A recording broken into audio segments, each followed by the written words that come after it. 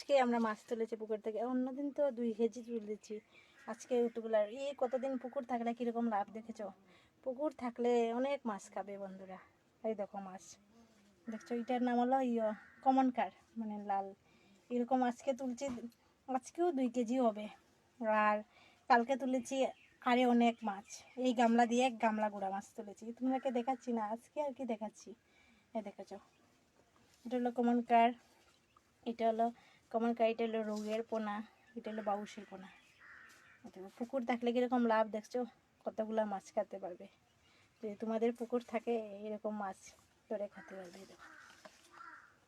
দেখেছো, এগুলোর মানে ডিম হয়ে গেছে, এটার পেটে ডিম আছে। ডিম থাকলে মাছটা খাইতে স্বাদ হয় না, স্বাদ চলে যায়। এটা আমি ধরেছি এখন পুকুর থেকে, পুকুরে জল নেই তো, আর উপরে উঠে এমনি এমনি করছে, এই জন্য ধরেছি। এই দেখো,